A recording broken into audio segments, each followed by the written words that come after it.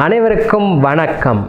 இப்போது சமீபமாக ஒரு விஷயம் பிஜேபி கேண்டிடேட்டை பற்றி எங்கே அப்படின்னா ஹைதராபாத்தில் இருக்க மாதவி லதா அந்த கேண்டிடேட் வந்துட்டு பிரச்சாரம் அப்போது மசூதியை பார்த்து வில்லு அம்பு மாதிரி ஒரு செய்கை காமிச்சாங்க அப்படின்னு ஒரு சர்ச்சை வந்துச்சு. அதை தொடர்ந்து அவங்க சமீபமாக தான் எலெக்ஷன் முடிஞ்சிச்சு இல்லையா, அங்கே வாக்கு அளிக்க வந்த இஸ்லாமிய பெண்களுடைய பர்தாவை எடுத்து பார்த்துட்டு செக் பண்ணிவிட்டு வாக்களிக்க அனுப்பிச்சாங்க. அங்கே வாக்களிக்க வந்த பெண்கள்கிட்ட அப்படி நடந்ததை பற்றியும், அதே மாதிரி அங்கே அந்த ஆஃபீஸர்ஸ் எல்லாம் இருப்பாங்க இல்லையா, அந்த ஆஃபீஸர்கிட்ட ஏன் நீங்கள் பர்தா போட்டால் அவங்கள செக் பண்ணாமல் அப்படியே அனுப்புவீங்களா அப்படிலாம் கேட்டாங்க அப்படின்னு ஒரு சர்ச்சை வந்துட்டு இருக்குது. இது என்ன உண்மை அப்படின்னு நம்ம பார்க்கணும். சரி, இந்த மாதவி லதா அப்படிங்கிறவங்க ஏன் அப்படி பண்ணாங்க அப்படின்னா, சமீபமாக பாராளுமன்ற எலெக்ஷன் யூபியில்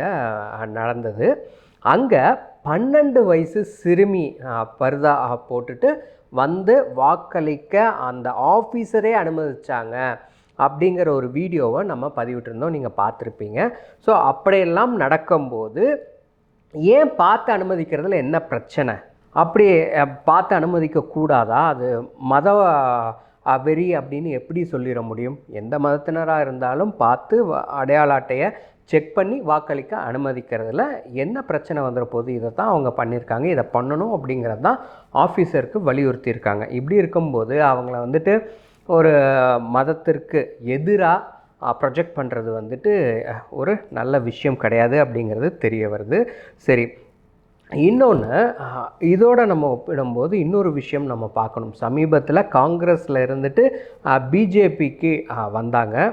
அவங்க யார் அப்படின்னு பார்த்தீங்கன்னா ராதிகா கிரா அப்படிங்கிறவங்க. அவங்க வந்துட்டு காங்கிரஸுடைய ஒரு நேஷ்னல் தேசிய அளவில் ஒரு பொறுப்பில் இருந்தாங்க. ராகுல் அவங்களுக்கு ரொம்பவே நெருக்கமாக இருந்தவங்க. இப்படி இருக்கும்போது அவங்க காங்கிரஸை விட்டு பாஜகவுக்கு வந்துட்டாங்க. அதுக்கு காரணம் என்ன சொன்னாங்க அப்படின்னு பார்த்தீங்கன்னா, அவங்க அயோத்தி ராமர் கோவிலுக்கு போனதை எதிர்த்து காங்கிரஸில் இருந்த தலைவர்கள் அவங்கள ஒரு ரூமில் போட்டு, சண்டிகர்லன்னு நினைக்கிறேன், அங்கே அடைச்சி வச்சுட்டாங்க. ஏன் போனீங்க அப்படிங்கிற மாதிரி எல்லாம் கேட்டு அவங்கள ஒரு ஹராஸ் பண்ணியிருக்காங்க, ரொம்ப கொடுமைப்படுத்தியிருக்காங்க அப்படிங்கிறது தெரிய வருது. ஏன் காங்கிரஸில் இருந்தால் ராமர் கோவிலுக்கு போகக்கூடாதா அப்படின்னு அவங்க எதிர்த்து கேள்வி கேட்டிருக்காங்க. அதனால் அங்கே வாக்குவாதமாகி அவங்களுக்கு அங்கே ஒரு மனக்கசப்பு ஏற்பட்டு பாஜகவுக்கு வந்திருக்காங்க. வந்ததுக்கப்புறம் அவங்க என்ன சொல்லியிருக்காங்கன்னா, காங்கிரஸ் இவ்வளவு இந்து மதத்திற்கு எதிராக இருக்கும் அப்படின்னு நான் நினைக்கவே இல்லை அப்படின்னு ஒரு விஷயத்தை பதிவு பண்ணியிருக்காங்க.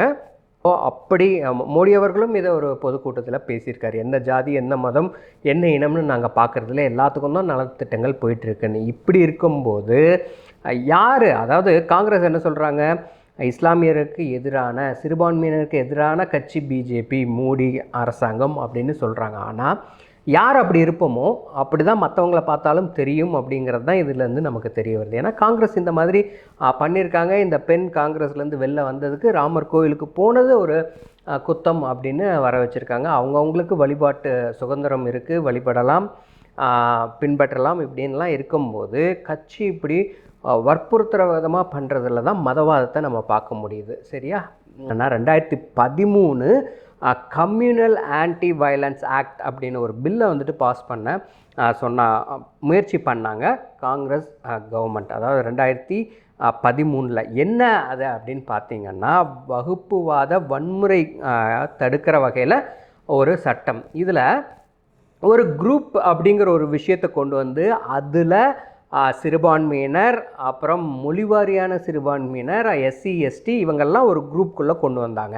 இது எதுக்கு அப்படின்னா, ஒரு மத கலவரம் நடந்தால் சிறுபான்மையினரை ப்ரொடெக்ட் பண்ணுற வகையில் இந்த ஒரு விஷயத்தை கொண்டு வந்தாங்க. இது ரொம்ப தப்பான ஒரு விஷயம் அப்படிங்கிறது தெரியுது. அதாவது எந்த மதத்தினராக இருந்தாலும் சரி, எந்த ஜாதியினராக இருந்தாலும் சரி, தப்பு பண்ணால், கலவரம் பண்ணால் அவங்க மேலே வழக்கு தொடுக்கிறது தான் நம்மளுடைய சட்டம், கான்ஸ்டியூஷன் அப்படி தான் இருக்குது. ஆனால் இந்த குரூப்பில் அவங்கள கொண்டு வந்து அவங்களுக்கு அந்த செக்ஷனுக்கு கீழே போடுற மாதிரி சிறுபான்மையினர் பண்ணாங்க அப்படின்னா, ஒரு கலவரத்தில் ஈடுபட்டாங்கன்னா அந்த குரூப்புக்குள்ளே, அந்த செக்ஷனுக்குள்ளே வர மாதிரி வச்சா அவங்களுக்கு ஒரு பாதுகாப்பு தர வகையில் அந்த சட்டத்தை இயற்றணும் அப்படிங்கிறத பார்த்தாங்க. இது எந்த வகையில் ஒரு நியாயமான ஒரு விஷயம்? அதாவது இந்துக்களுக்கு எதிராக இந்த பில்லை அவங்க பாஸ் பண்ண முயற்சி பண்ணாங்க அப்படிங்கிறது நமக்கு தெரிய வருது. இப்போல்லாம் இருக்கும்போது யார் மதத்திற்கு எதிராக செயல்படுறாங்க அப்படிங்கிறது நமக்கு தெரிய வருது. அதனால் ஒருபோதும் பிஜேபி மோடி அரசாங்கமோ இல்லை பிஜேபியோ இந்த மாதிரி பண்ண மாட்டாங்க. செக் பண்ணிவிட்டு விடணும் அப்படிங்கிறது தான் இந்த லதா அவங்க முன் வச்சது. அதை சொன்னது ஒரு குத்தம்னு அவங்கள ஒரு மதத்திற்கு எதிராக செயல்படுறவங்களாக காட்டுறது எந்த வகையில் நியாயமாகும்?